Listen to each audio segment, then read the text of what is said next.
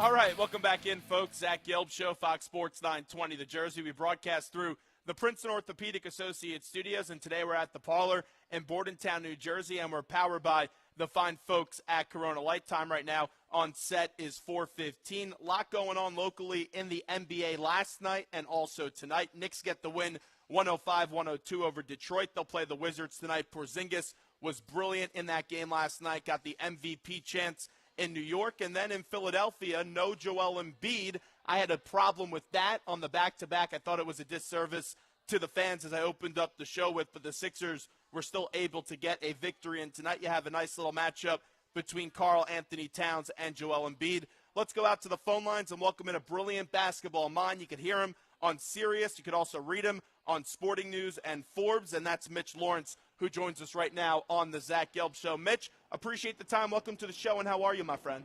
I'm doing very good, Zach. How are you? Well, I'm doing great, and I appreciate it. So I am agitated, though, because the Sixers sat Joel Embiid last night on the back-to-back. Was that a disservice to the fans? Was that the right decision to sit Joel Embiid last night? Well, it's all medically, it's a medical thing with him because he's coming back off of not playing basketball for 2 years. So, yeah, it's a disservice, but, yeah, they also have to take care of Joel Embiid and think about him in terms of the future. Unfortunately, they play again tonight, but it's going to be in Minnesota, so what are you going to do? I have a bigger problem when you have LeBron James, who's fine and he's healthy, and he just beat Toronto, coming back off a back-to-back for him. The second night, he's not playing in Indiana. That's a disservice to their fans. So that's not a medical issue with LeBron. That's just LeBron deciding he don't want to play. I got a problem with that. Here's why I think it's a disservice, though. Like you said, it's a back-to-back. Fans in Philadelphia, they've seen a lot of bad basketball over the years. Now they finally get some excitement earlier in the season with the way Joel Embiid's playing. Why not just play him last night and then sit him tonight when you can control that? I get that they need to rest him. That's the utmost importance, keeping Joel Embiid healthy. They could have controlled and get their fans to see Joel Embiid played, and they elected not to do that. Yeah, I guess they have their reasons, which I don't know. Do you want them to just play at home and not on the road? I have no idea. I don't follow it that closely, so I'm sure they have. I'm sure their medical people have a reason for it. And, yeah, it would also help ticket sales, right, if they knew that they were going to play him at home all the time. But the big thing going forward and the big picture you have to keep in mind is hopefully this regimen where they've got him playing just, they don't have him playing 2 games in a row on 2 nights, and they're very careful with his time and very careful with when he plays. All that's going to help him stay upright and help him on the court, Zach, so he's not going to break down again and sustain an injury that's going to, alter or, jeopardize his career. That's what they have to keep in mind first and foremost, even over the fans, is what's best for their player. I think a lot of it's guesswork. They really don't know. I don't think these teams really know. I think their doctors try to come up with a game plan they think will best work, but really, does anybody really know what's going to happen, when he's going to break down or not?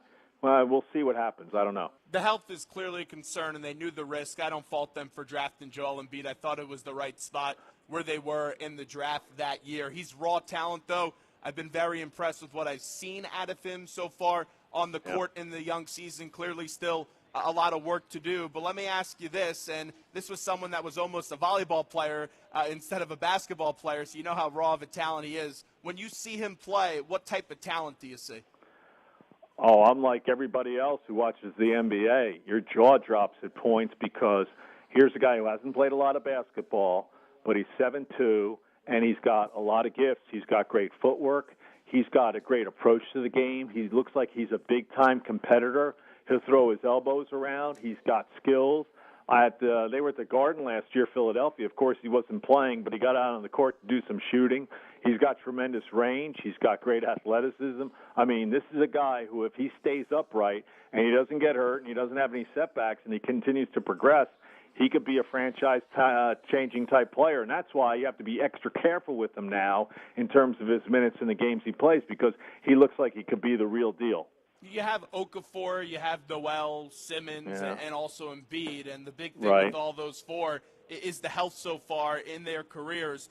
Another thing, though, and we saw it a little bit last year when Okafor and Noel, they wouldn't play together. And now you're seeing the same thing when Embiid and Okafor are active that night. You don't see them play together. doesn't Brett Brown eventually have to find a way for them to coexist with Embiid and Okafor? Because when we get in that discussion of who do you trade, Okafor or Noel, a lot of times people say, well, you don't really see them on the floor that much together, and one of them eventually has to, for the long term, be on the floor with Joel Embiid for the future. Yeah, I mean, it's a hard thing. I think you're going to have to see who can play with who and who fits. I mean, there are a lot of people around the league who don't think that Okafor fits with Embiid. Some people, even in the organization, thinks it may be able to work out. The way I look at it is this. Jahlil Okafor is a 6'9.5" center who doesn't change the game with his rebounding or defense. To me, he's expendable. Nerlens Noel is an athlete who can get up and down the court, but he has issues with his knees and legs. He doesn't have any skills. He's expendable. The other guys who I want to keep, or the guy I want to build around, are Joel Embiid and Ben Simmons. Once Ben Simmons takes the court, I don't know when that's going to be, with Joel Embiid, then we're going to see what the future of the Sixers will look like. But otherwise, I'm not a big proponent of Okafor. I didn't like him in the draft coming out of Duke because on one half of the court, he has no impact as a defender or rebounder. He's an undersized center. He's not very athletic. And Nerlens Noel, these guys who come in who are big-time athletes who don't have skills are a dime a dozen. And there's also been a lot of trade rumors out there, even going back to the draft this year. A lot of people thought Okafor was going to get shipped to Boston or Noel would get shipped to Boston. What could they get for one of those two players? They don't have enough on their resumes. First of all, both guys are damaged goods. Both guys are coming back from injuries. They've had major knee surgeries. You're not going to get a lot for them. So I don't know. That's a tough question. That's going to be a tough thing for Brian Colangelo. But what you have to look at is you have two potential building blocks in Ben Simmons and Joel Embiid. And so if that works out, then the great thing for the Sixers would be then you'd have to add in the pieces around him, whether it's going to be Saric, if he's any good, or you have to get some shooters, perimeter shooters, because, Ben Simmons isn't a shooter.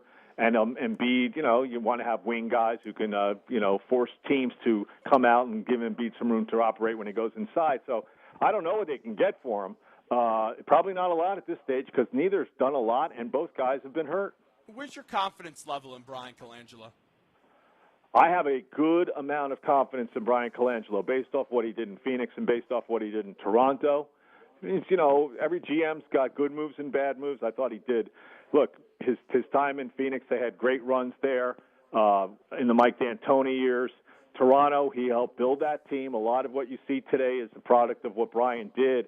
And the great thing, and I wrote this and said it when Brian took over in Philadelphia was, first of all, they had to get rid of Sam Hinkie, who was overmatched in that job, in way over his head. And I knew that bringing Brian in, there would now be a sense of urgency to make this team competitive, to get this team back to where the fans of Philadelphia would have a basketball team that they could go out and root for. Under Sam Hinkie, there was no reason to go to the arena. Mitch Lawrence with us right now on the Zach Gelb Show, Fox Sports 920, the Jersey. Another ambiguous point with this team right now, and there's a lot of ambiguous points with this team as we get ready for the future in Philadelphia, is the head coach. He actually got some heat earlier in the season. There was some minor rumors that he could possibly be coaching for his job if he wasn't going to pick up a win in these first 10, 15 games on the schedule. What type of coach do you think Brett Brown is? I know we haven't been able to see that much of him because he just hasn't had a lot of talent. Doesn't have a lot of talent. His best players have been hurt, and he has got his hands, he's fighting with one hand behind his back when he's got players on minutes restrictions or guys who can't play the back half of a back-to-back set of games. I mean, just look at it from that standpoint, it's really unfair to judge him as the rest of the coaches are being judged in the NBA because he's going to war. He's going to a gunfight with a knife, if you want to put it that way. I think Brett's a pretty good coach. I think we all need to see what he's going to be like when he has some big-time talent, if he can ever get Simmons and Embiid on the floor together and take off from there.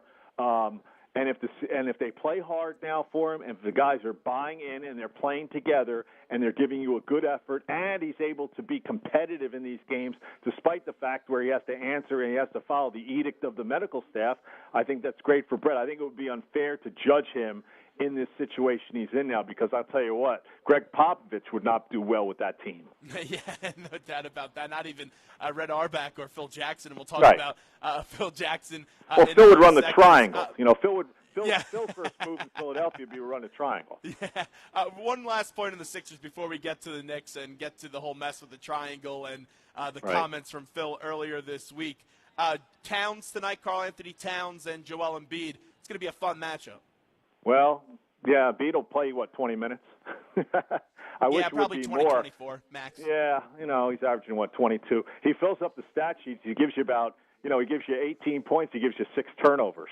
So we know there are going to be a lot of crazy things happening on the court, some good, some bad, when he gets out there. But this is a great matchup because Karl Anthony Towns is the real deal, kid from Central Jersey, as you know, and a Kentucky player. And last year, the unanimous Rookie of the Year, and all well-deserved. I mean, Karl Anthony Towns is one of the reasons that Tom Thibodeau took that job in Minnesota. It's a great job with he and Andrew Wiggins. That's their 2 building blocks.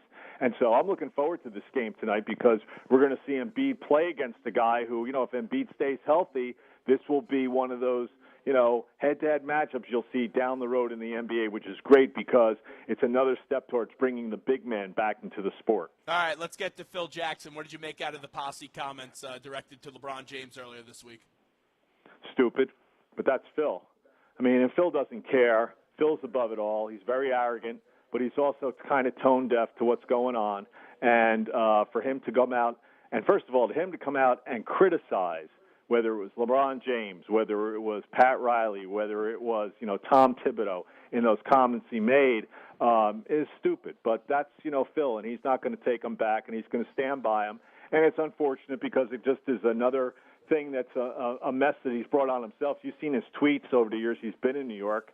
You just wonder what Phil Jackson's all about. Look, this rebuilding that he has undertaken has gone along just incredibly slowly. Thank God for him, he's got Kristaps Porzingis, who's the best thing that ever happened to him in terms of his draft pick. But it's been a very, very long, painful process for Knicks fans because, Phil hasn't done the job as president, and he goes out and he tweets or he goes out and he says things you scratch your head about. I'm sure his bosses at Madison Square Garden can't be very happy with him. Yeah, you never know with the Dolans, though. you never know what they're thinking. Well, here's what go ahead. Zach, here's what we know about that. We know that the Dolans are happy that they're not taking the incoming artillery from LeBron James. Rather, Phil. I think we lost Mitch Lawrence. No, we're back. We're back. Oh, yeah, all right, continue, Mitch. Yeah, no, I was just going to say, Phil, they'd rather have thing is that James Dolan isn't going to come under any fire. It's all about Phil. And, Phil, there's no reason for him to go out and call LeBron James Associates posse. That's a racially charged word in this day and age, and that's a big mistake on his part. Okay, so let's get back to Phil, though, when it comes to building this basketball team. You're right, he doesn't have a good job, and I read your piece in Forbes today, which is a really good piece, and it talks about Porzingis and how much he's meant to Phil Jackson, and really the only good thing that he's done in New York. And the best part in that piece, though, it was the comment from Derrick Rose. I love what Rose had to say, how he's still very young to the game and he's still trying to figure it out. How much more room does Porzingis have to grow, though, Mitch? Well, offensively, he's got a lot going for him. If you watched last night, he can score with an array of moves. He's got great footwork. He's got great range on his shot. He doesn't have to play with his back to the basket, but he can score down low. He's 7'3". His shot is impossible to block. I mean, when you talk about him, you always think about Dirk Nowitzki and how hard it is for him to block a shot. And he's not Nowitzki by any means, but he's got an offensive, arsenal that's really, really great. The problem's the other end. Knicks fans think he's a good defender yet. He's not a good defender by any means. And he doesn't have a big-time presence in terms of being a shot blocker or a board guy. He'll have to work on that. But, he's 21 years old, and he's got so much promise and so much upside that it's really, when you talk about the Knicks, forget about Carmelo Anthony and Derrick Rose.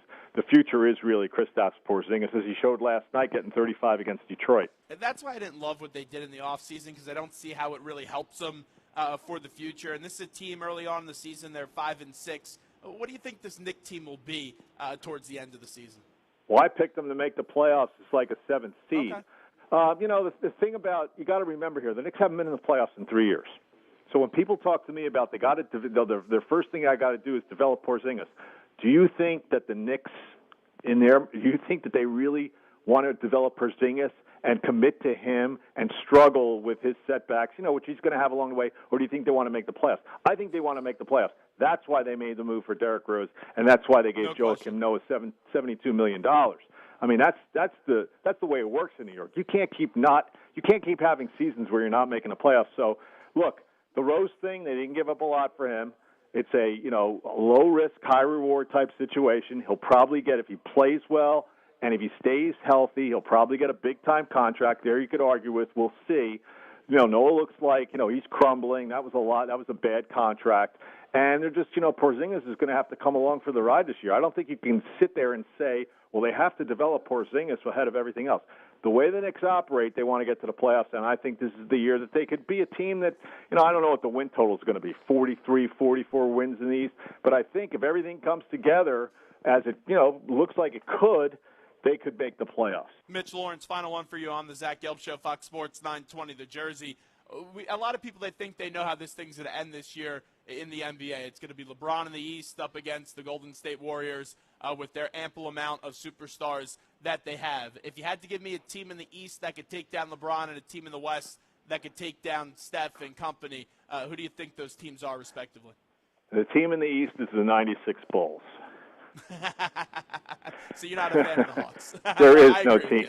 There's no team in the East. If you watched the Raptors the other night, they're clearly the second-best team in the East, but they don't have the people who can deal with LeBron James. It's just like back in the 90s when all these teams in the East, including the Knicks, who were very good back then, could not deal with Michael Jordan in the series. So that's in a playoff series, 7 games. So that's the problem everybody's having here in the East because LeBron is not showing any signs of slowing down, and he doesn't get hurt. The guy's indestructible. Out West, everybody thinks the Clippers. I don't buy the Clippers. I don't buy Chris Paul or Blake Griffin as big-time playoff players, so I'm not going to pick them. If you had to, as the old expression said, gun to my head, I would take San Antonio because they've got the coach and they've got players who have been in winning situations, including Kawhi Leonard, but I'm not real sold on them without Tim Duncan. So to me, it's a two-horse race. Forget Oklahoma City. They went from a championship contender to a team that's going to struggle to make the playoffs despite Russell Westbrook because they don't have Durant anymore. So it really is a two-horse race. Mitch, appreciate the time. Thanks so much. Okay, Zach. Good. Talk to you later.